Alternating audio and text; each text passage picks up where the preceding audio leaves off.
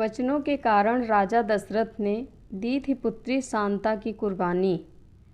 भगवान राम के पिता महाराज दशरथ अयोध्या के राजा थे। महाराज दशरथ की 3 पत्नियां थीं, कौशल्या, कैकेयी और सुमित्रा। राजा दशरथ के 4 पुत्र थे, जिसमें सबसे बड़े भगवान राम, भरत, लक्ष्मण, शत्रुघ्न। इन सब के बारे में हमने रामायण में देखा, लेकिन ये बात कम ही लोग जानते हैं कि राजा दशरथ के इन 4 पुत्रों के अलावा इनकी एक बड़ी बहन शांता भी थी। शांता की माँ रानी कौशल्या थी। शांता बचपन से एक सुंदर और हर क्षेत्र में निपुण थी। यही कारण है कि शांता को युद्ध कला, साहित्य एवं पाक कला का बोध था। शांता ने अपने युद्ध कौशल से हमेशा राजा दशरथ का मन जीता और अपने पिता को गौरवान्वित किया। एक बार रानी कौशल्या की बहन वर्षिणी और उनके पति अंग देश के राजा रोमपद अयोध्या आते हैं। रानी कौशल्या की बहन के कोई संतान नहीं थी। जब सभी लोग अयोध्या के दरबार में बैठकर एक दूसरे से बातें कर रहे थे, तब वर्षिणी की नज़र कौशल्या की पुत्री शांता पर पड़ी। वर्षिणी शांता की कुशलता व शालीनता को देखकर काफ़ी प्रसन्न हुई और कहने लगी, यदि भगवान मेरी गोद में कभी बच्चा दे तो शांता जैसी शालीन और सुशील हो। उसी समय राजा दशरथ भी दरबार में मौजूद थे। उन्होंने वर्षिणी की बात सुनते ही उनको शांता को गोद देने का वचन दे दिया। एक दोहे के अनुसार, रघुकुल की रीत प्राण जाए पर वचन न जाई, अपने वचनों को निभाया और अपनी पुत्री शांता को अंग के राजा रोमपद एवं रानी वर्षिणी को गोद दे दिया। राजा रोमपद के संतान नहीं होने के कारण शांता अंग राज्य की राजकुमारी बन गई। एक बार दरबार में राजा रोमपद अपनी गोद ली हुई पुत्री के साथ अपने विचार विमर्श कर रहे थे। तभी अचानक उनके दरबार में एक गरीब ब्राह्मण अपनी याचना लेकर आया। लेकिन दूसरी ओर राजा रोमपद अपनी पुत्री के साथ वार्ता में इतने व्यस्त थे कि उन्होंने दरबार में आए ब्राह्मण की याचना पर ध्यान नहीं दिया। ब्राह्मण को बिना कोई बात किए दरबार से जाना पड़ा।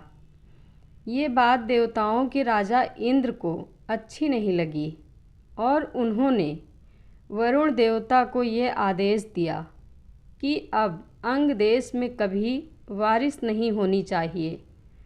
वरुण देवता ने आज्ञा का पालन करते हुए अंग देश में बारिश की एक बूंद भी नहीं गिरने दी।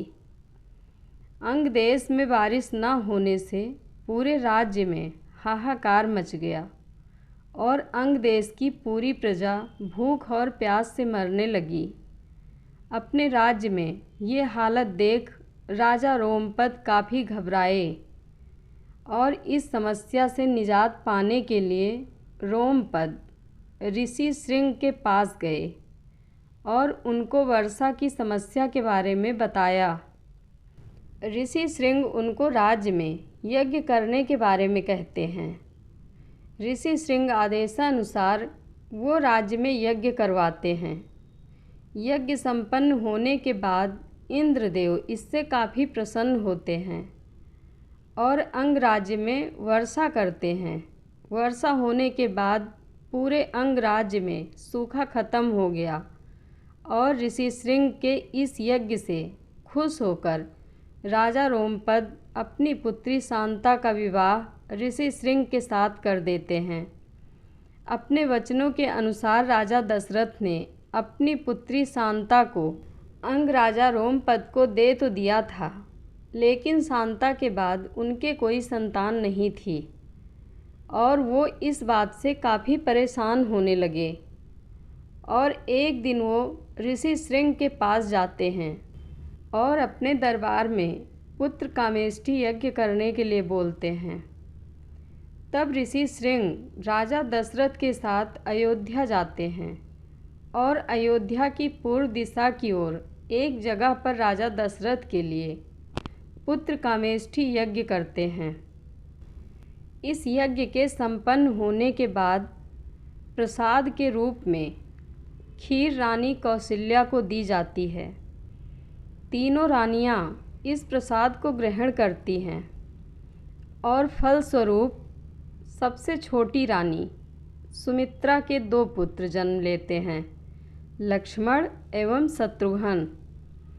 और रानी कौशल्या की कोख से ज्येष्ठ पुत्र राम का जन्म होता है एवं रानी कैकेयी को भरत की प्राप्ति होती है। राजा दशरथ के पुत्री शांता के त्याग के बाद इस तरह 4 पुत्र हुए थे, लेकिन पुत्री त्याग के कारण राजा दशरथ और रानी कौशल्या के बीच मतभेद काफ़ी बढ़ जाते हैं। शांता के बारे में अयोध्या के चारों राजकुमारों को बिल्कुल ध्यान नहीं था, लेकिन समय के साथ श्री राम ने अपनी माता कौशल्या के इस दुख के बारे में पूछते हैं। तब श्री राम को अपनी बड़ी बहन शांता के बारे में पता लगता है। उसी समय श्री राम अपनी माँ कौशल्या को अपनी बहन शांता से मिलवाते हैं और उसी दिन से राजा दशरथ और रानी कौशल्या के बीच मतभेद खत्म हो जाते हैं।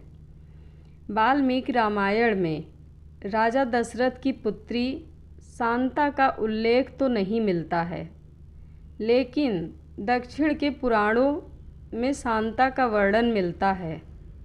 आज भारत देश के कुल्लू में श्रृंग ऋषि का मंदिर है। यहाँ से 60 किलोमीटर की दूरी पर ही शांता का मंदिर बना हुआ है। ऐसा कहा जाता है कि अयोध्या के राजा दशरथ ने पुत्र प्राप्ति के लिए अपनी पुत्री शांता का त्याग किया था। वैसे शांता पूर्ण रूप से युद्ध में कुशल थी, लेकिन वो कुल को आगे नहीं बढ़ा सकती थी। इसी कारण राजा दशरथ को शांता का त्याग करना पड़ा। जब राजा दशरथ के चारों पुत्र अपनी बहन से मिलते हैं, तब शांता अपने त्याग के लिए उसका फल मांगती है और सदैव चारों भाइयों को साथ रहने का वचन लेती है। चारों भाई अपनी बहन के इस वचन का मान रखते हैं और जीवन भर चारों एक दूसरे की परछाई बनकर साथ रहते हैं। जय श्री राम। कथा अच्छी लगे तो कमेंट बॉक्स में अपनी राय ज़रूर दें। धन्यवाद।